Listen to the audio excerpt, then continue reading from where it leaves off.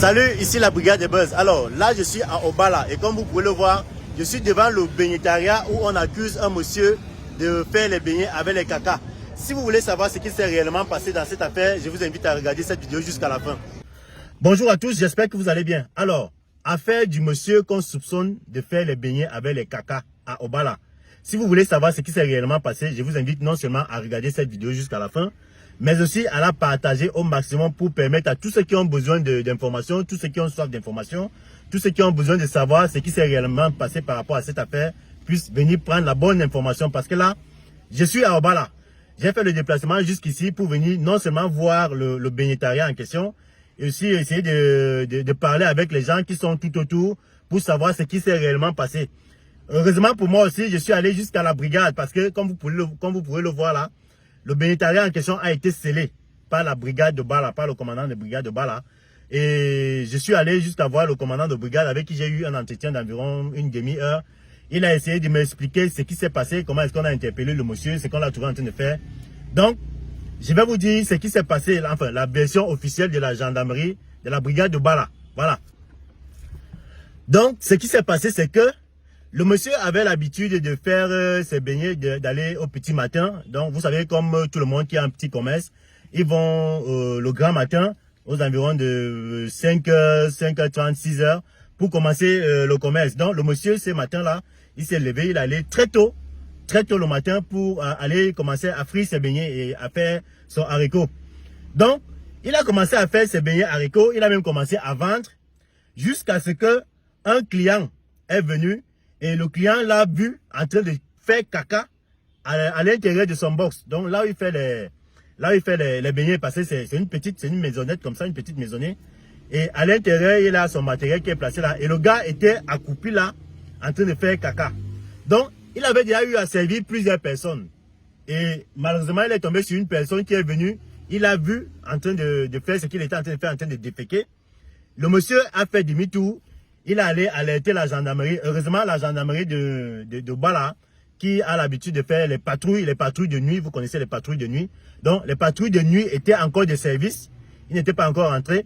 Le monsieur est donc allé alerter les gars de la patrouille pour leur dire qu'il était au baignetariat. Et il vient de surprendre le monsieur qui fait les beignets en train de faire caca là où il fait les beignets.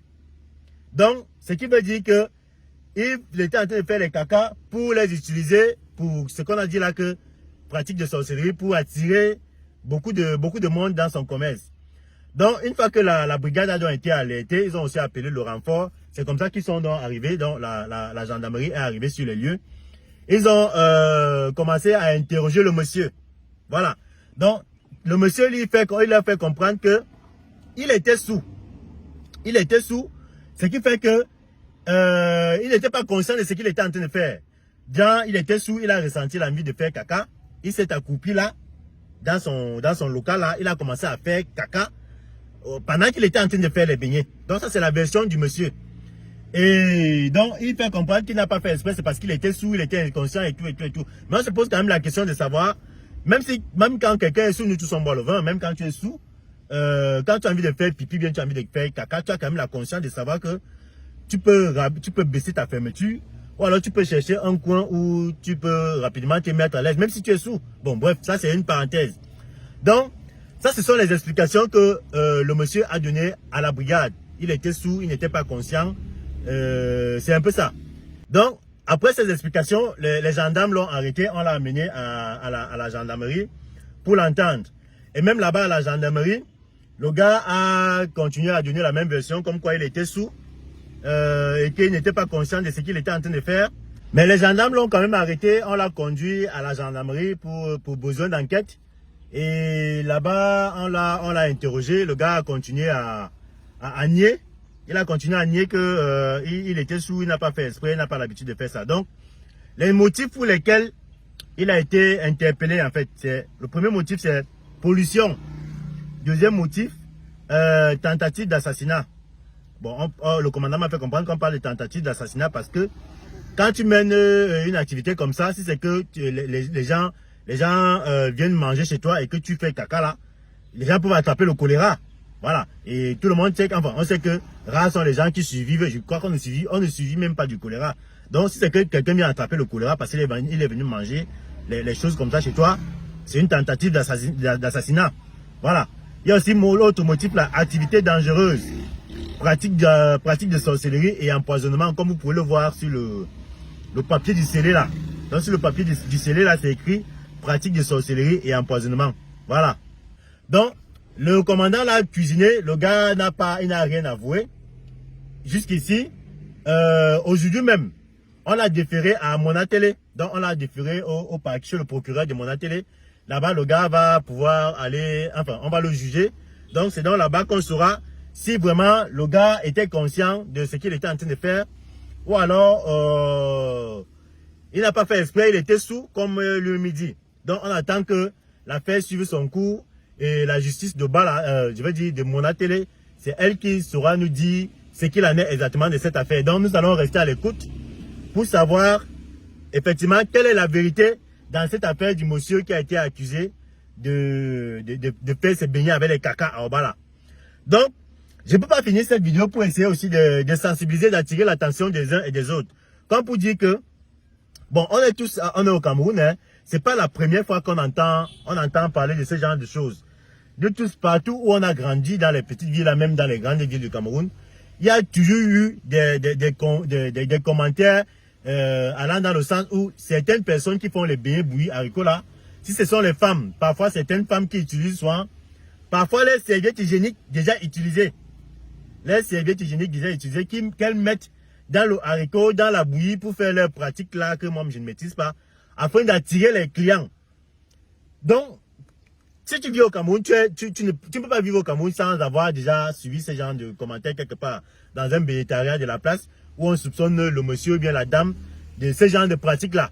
Parfois, ils prennent leurs sous-vêtements déjà portés, ils mettent dans la bouillie, ils tournent, ils remuent. C'est parce que j'ai un peu oublié, parce qu'il y avait une autre affaire qui avait aussi suivi comme ça. Là, on a arrêté une dame là dans une ville. C'était pas Yaoundé, c'était pas Douala, c'était dans une petite ville. Où on a attrapé une dame qui avait pris son sous-vêtement. Elle mettait ça, elle a mis ça dans la bouillie et que c'est ce sous-vêtement-là qui faisait en sorte qu'elle ait la clientèle, que son commerce puisse bien marcher, qu'elle puisse beaucoup vendre. Donc, j'attire l'attention de tout le monde, comme pour dire que c'est vrai que ce n'est pas écrit sur le visage de quelqu'un que cette personne fait les pratiques de sorcellerie pour pouvoir attirer les clients chez lui. Mais il faut quand même qu'on reste vigilant. Je ne sais pas si on doit instaurer un système où, avant de consommer, avant de s'abonner à un végétarien, il faut peut-être s'assurer que la personne en question ne fait pas ce genre de choses. Mais comment est-ce qu'on va alors s'assurer que la personne ne fait pas ce genre de choses? Est-ce que tous les jours, on va souvent peut-être prendre la cuillère, on commence à remuer sa bouillie, son haricot pour voir s'il n'y a rien dedans? Est-ce que avant de venir ouvrir son commerce, on doit mettre des gardiens derrière lui pour surveiller que il fait son commerce honnêtement sans avoir besoin de faire ce genre de pratiques? Est-ce que... Bon, comme pour dire que nos vies sont vraiment en danger. C'est vrai qu'il y a un adage où les gens disent voilà, que l'homme noir ne meurt pas de saleté, mais tous ceux qui font ce genre de pratiques, sachez que à l'ère des réseaux sociaux, vous serez tous affichés. Tous ceux qui font ce genre de pratiques, sachez que de nos jours, les choses comme ça ne se cachent plus. Si on t'attrape en train de faire ça, c'est que si tu seras affiché, tu seras arrêté, tu seras condamné. Parce que le monsieur en question, le monsieur de Balala, le commandant m'a montré les photos et les vidéos. Je ne peux pas vous montrer ça ici parce que ce sont des images officielles qui servent à mener les enquêtes. Donc on exploite ça. Je ne peux pas aller vous les afficher. Bon, d'ailleurs, il ne me les a même pas donné. Il m'a juste montré ça. Comme pour dire que tous ceux qui font ça, sachez qu'on va souvent vous afficher. Parce que j'ai bien vu les photos là. Le gars, il a fait les gros caca comme ça là. Et c'est même pas le genre que c'était même pas la diarrhée. Hein. Parce que quand c'est la diarrhée, on peut dire qu'il était précis, c'est ta copine là, elle a commencé à faire. C'était même pas la diarrhée, ce sont les cacas normaux, les gros cacas durs là. Voilà. Donc, ça fait quand même qu'on se pose des questions. Parce que quand c'est la diarrhée, on peut encore comprendre que si c'est la diarrhée, tu t'as coupé seulement comme ça, tu commences seulement à la faire là. Mais c'était pas la diarrhée, ça veut dire que le monsieur, il avait tout son temps de pouvoir sortir, commencer à chercher, même s'il n'y a pas les toilettes, commencer à chercher, là, il y a peut-être un buisson pour se mettre à l'aise. Mais là, il ne l'a pas fait. Même si tu es sous, même quand tu es sous, mon frère, même quand je suis sous, je rentre chez moi, je vais faire caca, je pars aux toilettes, je me déshabille, je me mets à l'aise normalement. Mais ce n'était pas le cas du monsieur. Donc ça fait que On se pose quand même beaucoup de questions, malgré que lui clame son innocence, il dit qu'il était sous. Mais on se pose quand même beaucoup de questions. Regarde, même si tu es sous, tu ne peux pas quand même le faire là. Hein? Même si tu es sous, tu auras quand même la sagesse de sortir, aller dire que bon, tu vas chercher un endroit pour te mettre à l'aise. Mais il ne l'a pas fait. Pourquoi? Donc, on se pose des questions. Voilà. Donc, comme j'ai dit tout à l'heure, l'affaire est désormais, le type a été déféré au parquet de Mona Télé. Donc, le procureur va se charger de faire le boulot. Et ce qui est sûr, on sera toujours au courant de la fin de cette histoire. Parce que beaucoup de gens, tout le monde veut savoir ce qu'il en est exactement. Parce que ce sont les gens, c'est la vie des gens qui est en danger. Ça ne se passe pas seulement à Bala. Les bénétariats, il y a les bénétariats partout au Cameroun, dans toutes les villes du Cameroun. Mais on ne sait pas, est-ce que ces gens qui ont les bénétariats là font ce genre de pratique? Il va falloir que si c'est vraiment vrai que ce monsieur faisait ça, que son cas serve de leçon à tous ceux qui font les beignets. Parce que nous tous on mange les beignets bouillis haricots ici dehors.